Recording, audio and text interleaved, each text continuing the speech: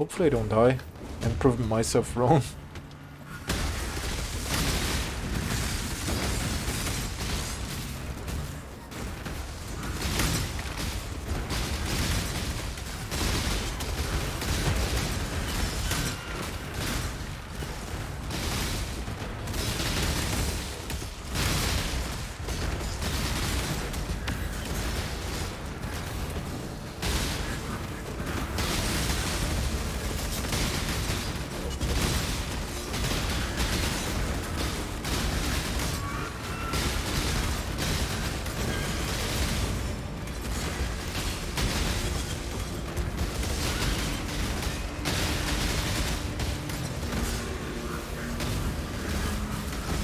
Yeah, I mean, me to ignite and all, but these motherfuckers are still inflict a lot of damage, so it's not like I can just go there and tank all of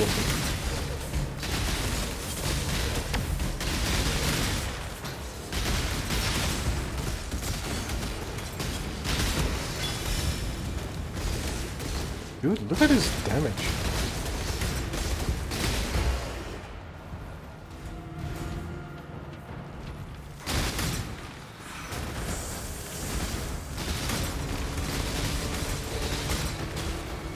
Oh, shit, wrong way.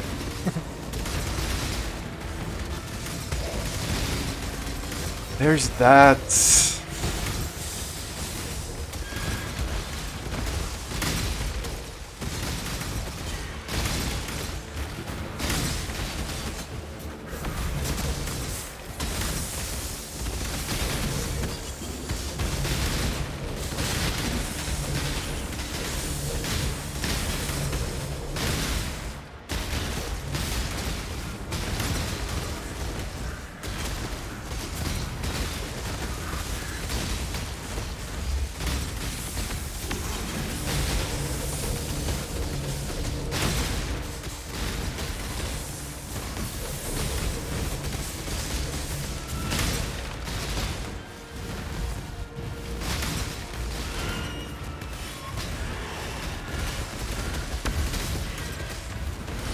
That my life pool is still low,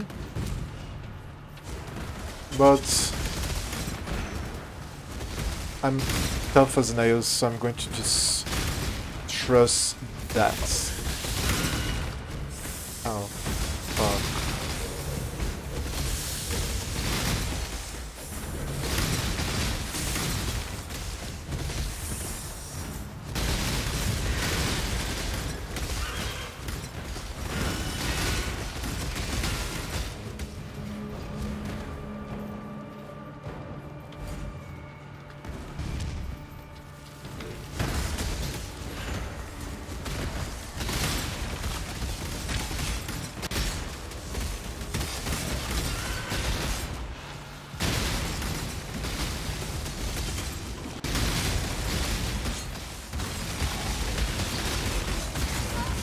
Jesus Christ, stun!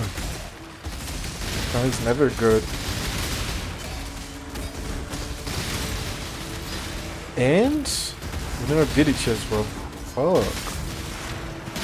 What the fuck, dude?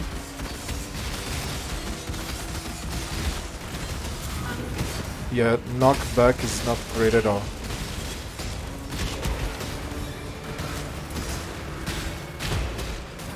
Still infused as well, but oh, there's this motherfucker here as well. Hello for one more build. I came here to talk about the Raider Wonder. This build caught my attention. I saw a guide a long time ago, and I decided to try it out. And it needed some I don't know, some adjustments because I wanted it to work in hardcore. And in this league, I decided to try it hard for the adjustments. It got like in a very good state. So, first of all, I needed to fix the defenses of the build. The build works very well, as you could see in the showcase. For defenses, we go for a lot of evasion rating, right? I get like 80% of evasion rating here. From, of course, you have the tree, but you have the gear as well. I have a very good shield here. I have a very decent body armor. So you need like you need gear. You need a lot of armor and evasion from the gear and from the tree as well. So together with this evasion chance, that is a lot, it's already a lot. I don't go with Wayne Dancer, doesn't make sense. You just die, especially in hardcore playing crazy maps. So I go here with physical damage reduction of the armor is really bad because this calculation is never 100% correct because we want to mitigate the big hits, right? So for the big hits, you of course you're going to be avoiding a lot of hits, but for the big hits we have here the body armor. You can see the mods here of 6% of physical damage from hits taken as fire, 6 as lightning. Then you have the helmet here with the implicit 6% of physical damage from hits taken as fire, and then the explicit 8% of physical damage from hits taken as fire, which takes us to a total of 26% of physical damage taken as elemental damage. And as you can see, I have a lot of elemental, like maximum more than 75, which is a very good layer of defense as well. And so a lot of the physical damage, the 26%, I think 22% are going to be really mitigated 100%. So on top of this physical damage reduction here, you have from the armor that is necessary. You have to have some items with armor here. You cannot neglect armor. You are going to have the Fizz as elemental. For more defense, I use the Grace, right? Of course. And in your left mouse button to move around, I go with Steel Skin. I chose Steel Skin because Steel Skin mitigates hits that involve chaos damage. And if I go for Immortal Coal apparently doesn't mitigate chaos damage. And so, but it mitigates physical damage over time. So it's about choice, right? So I like Steel Skin because it also gives me an extra protection against bleeding. If your flasks are not up or something. I mean, I'm working here for not dying, and that's the point. Together with that, I was a raider, of course. So I got here the 40% suppressed damage from the Quartz Infusion.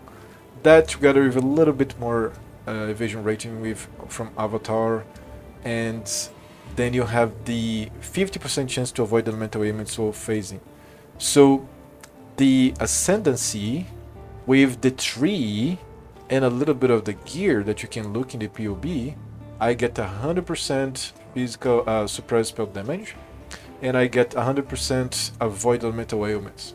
So I'm immune to elemental ailments, which is great for defense. Obviously, it's very necessary. If you don't have this, you really need to be immune to freeze and shock, and just take care of ignites, I guess. But this is great, especially with a character with a low life pool. And the spell suppression is a must nowadays. Spell suppression is very necessary in these days. So that's all for defense right now. Then we have here for offense, I have some setups. I go with a 4-link kinetic blast for clear and 6-link power siphon for single target. I mostly don't use it because most things die in the AoE splash of the kinetic blast. The explosions, they overlap a lot, so most of the rares are going to die. Just they don't, you barely have to take care of that. This here is Trinity. I forgot to change this. AoE setup, and for the single target setup you need Trinity support. Because Trinity support, the way it works, a lot of people don't understand. When you inflict the 3 types of elemental damage, each of the 3 types gets resonance. So what ends up happening is that you get 50 of all the 3 resonances at all times, which is amazing. And when you need to use the resonance for single targets, you already have it from the AoE setup. So it basically, you have a lot of more elemental damage together with the penetration of elemental resistances, which is great. The enemies are going to be burning because this build relies a lot on crits and they're going to be ignited all the time. And Barrage for the power siphon to focus added cold elemental damage. They just made sense with the passives that I have here. The kinetic blast for the clear has pierce, GMP, and Trinity. So Pierce and GMP, they create the AoE necessary. The Trinity is just a damage gem, which, again, for my setup here, it's the one that made most sense. Continuing on the offensive, you need to have elemental weakness in a ring. I tried the setup with the marks, but it's like if you have a ring like this, it's just superior. And with this character, I ended up having the luck of acquiring a very good helmet enchantment with my third lab. 20% increased elemental weakness course effect. So that further increased my damage potential. That is very desirable enchantment for your helmet. And one of the tricky parts of the build is acquiring a good wand. You need to have...